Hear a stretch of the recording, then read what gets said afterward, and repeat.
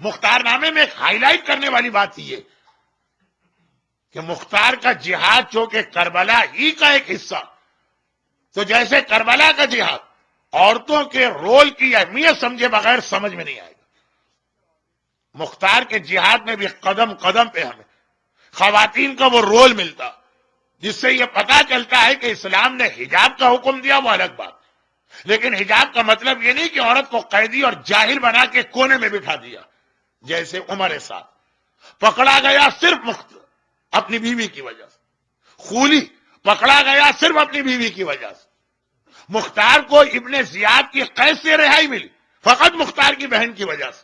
یہ ساری خواتین ہیں جن کے نام بکھرے بکھرے مختار نامے میں آتے ہیں، ہمارے ساتھ تو بچ نکلا تھا اگر خود اس کی بیوی نہ بتاتی۔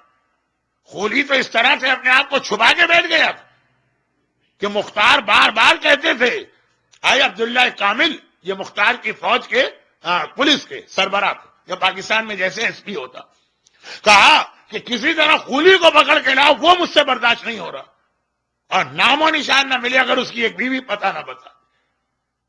مختار کی قید سے رہائی، مگر ان سب کے ساتھ ایک اور بہت اہم نام، بہت اہم نام ہے۔ تمام مورخین ایک بات پہ متفق، مختار اپنے مشن میں کبھی کامیاب نہیں ہو سکتے اگر مالک اشتر کا بیٹا ابراہیم ان کا ساتھ نہ دیتا۔ مختار حکومت کر سکتے ہیں لیکن 65 سال کے، اب یہ 66 ہجری میں مختار کو حکومت ملی، یہ عمر ایسی نہیں کہ مختار میدان جنگ کی سختیاں برداشت کرے، اور ان کربلا کے ظالموں کو گرفتار کرنے کے لیے بڑی جنگیں بھی لڑنا پڑی۔ مالک اشتر کا بیٹا، مالک اشتر، اب دیکھیے ایک غیر معصوم کے لیے اس سے بڑا جملہ کیا ہوگا؟ پیغمبر نے مولا نے 2 جملے مالک اشتر کے لیے کہیں۔ نمبر 1، اب عرب کی کوئی عورت مالک اشتر جیسا بیٹا تو پیدا نہیں کر سکتی، اور دوسرا جملہ، جو میرا رسول خدا کے پاس رتبہ تھا وہی مالک اشتر کا رتبہ میرے پاس۔ علی کی فوج کے کمانڈر ان چیف تھے، خاندان کے کتنے افراد ہیں ان کو چھوڑ کے علی نے ان کو اپنا کمانڈر ان چیف بنایا۔ دہشت گردی دنیا میں پہلی بار پھیلائی تو حاکم شام نے پھیلائی، کس طرح مالک اشتر کو راستے میں بڑی بے دردی سے شہید کیا، مگر ان کا بیٹا ابراہیم باپ سے کم نہیں تھا۔ یہ وہی مالک اشتر ہے کہ صفین کی لڑائی میں مولا کی تلوار سے 1000 مارے گئے، مالک اشتر سے 999، وہ بھی بہت اہم واقعہ ہے لیکن آج نہیں۔ سب نے کہا مختار اگر مالک اشتر تمہارا ساتھ دے بس پھر فوجی اعتبار سے تم بڑے مضبوط بھی ہو جاؤ گے، اور ابراہیم ابن مالک اشتر کوفے کے پرانے باشندے، مختار کوفے کے پرانے باشندے نہیں ہیں، قبیلہ بنو ثقیف کے ہیں جو طائف میں رہتا، یہ اگر مل گئے تو سمجھو کہ آدھا کوفہ تمہارے ساتھ، اور بہت اثر والے۔ ابراہیم نے ایک شرط لگائی تھی، جب ابراہیم پہ پریشر پڑا تب بھی ایک شرط لگائی تھی، مجھے مختار کے بارے میں کنفرم نہیں ہو رہا، میں پہلے اپنے چوتھے امام سے پوچھوں۔ ابراہیم بھی ان لوگوں میں سے ایک ہیں جنہوں نے چوتھے امام کی تصدیق کے بعد مختار کو جوائن کی، مگر یہ تصدیق والی بات ابراہیم نے کہی کب؟ جب بہت زیادہ پریشر بڑھ گیا کہ تمہیں مختار کا ساتھ دینا، اور یہ پریشر کس نے ڈالا؟ ابراہیم کی سگی بہن اور مالک اشتر کی بیٹی نے۔ مختار نامے میں عورتوں کا رول آغاز ہی یہاں سے ہو رہا، سب متفق ہیں، اور یاد رکھیے ابن زیاد بھاگ گیا تھا، ابراہیم نے جا کے اس کو پکڑا تھا، اور کیسی گھمسان کی جنگ کے بعد ابراہیم کی تلوار سے مارا گیا۔ ابن زیاد اگر مارا نہ جاتا تو کربلا کا انتقام ادھورا رہتا۔ یہ ابراہیم، اور ابراہیم کو مختار کا ساتھی بنانے والی ابراہیم کی بہن مالک اشتر کی بیٹی۔ اب دونوں رول کتابوں میں آ گئے، جس کا شوہر غلط تھا تو اس کی بیوی نے اپنے شوہر کو گرفتار کروایا۔ دین خدا کے سامنے رشتہ داریاں نہیں چلتی۔ ہم نے کہا بھائی آپ فلاں صاحب کی شادی میں کیسے چلے گا؟ طوفان بدتمیزی دیکھا، مکس گیدرنگ، ڈانس ہو رہا، گانے بجائے جا رہے ہیں، مولانا کیا کریں، اتنی پرانی دوستی ہے، اب کیسے چھوڑ دیا جائے دوستوں کو؟ تم نے مختار نامے سے کچھ نہیں سیکھا۔ ہم نے کہا فلاں تقریب میں کیسے چلے گئے؟ دیکھا آپ نے کیا ماحول ہے وہاں کا؟ کیا کریں مولانا، بھائی کی بیٹی کی شادی ہے، چچا بھتیجی کی شادی میں نہ جائے۔ تم نے کچھ نہ سیکھا کہ مختار نامہ تمہیں کیا پیغام دے رہا۔ جہاں نگیٹو رول ہیں، عورتوں نے گرفتار کرایا، سہاگ اجڑتا ہے تو ادھر اجڑ جائے، شوہر مارا جاتا ہے مارا جائے، بچے یتیم ہوتے ہیں ہو جائیں، آقا حسین کے نام پہ کوئی کمپرومائز اور مصالحت نہیں۔ بلکہ ایک عجیب جملہ ہے جو آگے آئے گا، عمر سعد کی بیوی سے مختار نے کہا آج گرفتار کروا رہی ہے، پہلے کیوں نہیں گرفتار کرایا؟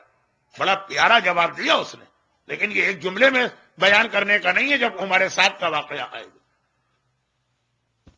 ابراہیم ابن مالک اشتر، اب یہ تو تھے کربلا کے وہ نگیٹو کیریکٹر جنہیں ان کی بیویوں نے گرفتار کرایا، علی اور حسین کی محبت،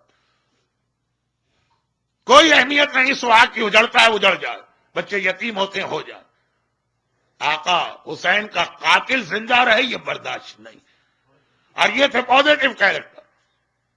مختار کی بہن مختار کی رہائی کا انتظام کر رہی، مالک اشتر کی بیٹی ابراہیم کو مختار کے ساتھ ملنے پہ مجبور کر رہی، خالی مجبور نہیں کر رہی، اپنا وعدہ پورا کر رہی۔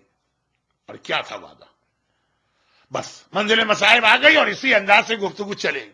درمیان میں ہمارے آپ کے جو پریکٹیکل حالات ہیں وہ بھی، زمانے کے امام کا تذکرہ بھی، کیونکہ یہاں پہ بڑی مشکل سے میں نے اپنی زبان کو روکا۔ جب یہ جملہ میری زبان پہ آیا کہ امام زمانہ کا جو جہاد ہوگا اس میں بھی خواتین کا بہت اہم رول ہے، عورتوں تک کو نہیں پتا، تبھی ہم سے سوال ہوتا ہے مولانا امام آئیں گے تو مرد تو امام کے لشکر میں شامل ہو گئے، عورتوں کا کیا؟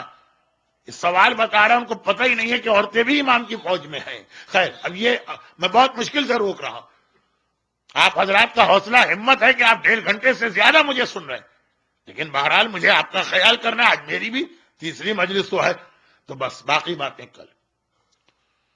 مالک اشتر کی بیٹی، جیسے ہمارے ہاں کہیں نوحوں میں کہیں مرثیوں میں یہ ہوتا، میں کربلا کا منظر نہیں بھولتا، شام کا منظر نہیں بھولتا، سجاد وہ منظر نہیں بھولتے۔ مالک اشتر کی بیٹی نے بھی کہا کہ مولا یہ منظر میں کبھی نہیں بھول سکتی، اور اپنے شہید باپ کی قسم کھا کے یہ اعلان کرتی ہوں کہ اس کا انتقام لوں گی۔ کیا منظر؟ بازار کوفہ میں جب سیدانیوں کا لٹا ہوا قافلہ داخل ہوا، عجیب منظر تھا۔ کائنات کا سب سے عزت دار گھرانہ، کائنات کا سب سے محترم گھرانہ، آج حبشہ اور دیلم کے قیدیوں کی طرح سے رسیاں باندھ کے اس طرح بازار میں لے جایا جا رہا۔ جب یہ قافلہ جا رہا، بازار میں داخل ہوا، حکم حاکم بھی ہے، سارے مرد گھروں سے باہر سڑک پہ کھڑے ہو کے ہی تماشا دیکھیں، ساری عورتیں مکان کی چھتوں پہ تیار ہو کے بیٹھے، اور ہر باپ اور ماں اپنے بچوں کو عید کی طرح سے نئے کپڑے پہنائے، پورا منظر ایسا بنے جیسے آج عید کا دن ہے اور خوشی منائی جا رہی۔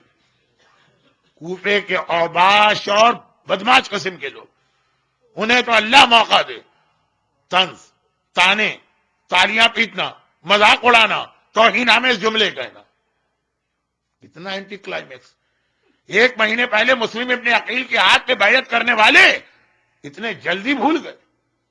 بس یہ ایک ایسا منظر کہ سیدانیوں کے سر تو جھکے ہیں، میرا مظلوم آقا، اللہ نے ایک ایسا امتحان لیا ہے، نگاہیں نیچی کر کے آگے بڑھ رہا۔ حاکم کا حکم آیا قافلے کو روک دو، قافلہ رک گیا۔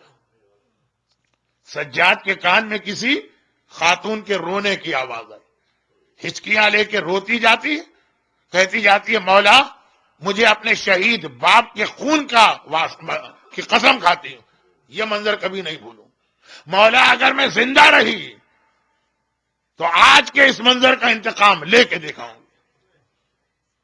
آقا سجاد نے چہرہ بلند کیا، پتہ چلا قریب کا مکان، اس پر ایک عورت، حاکم کا حکم ہے اس لیے وہ بیٹھی تو اسی طرح جیسے باقی عورتیں بیٹھی، مگر آنکھوں سے آنسوؤں کا ایک ایسا سمندر بہ رہا ہے، روتی جاتی ہے مولا۔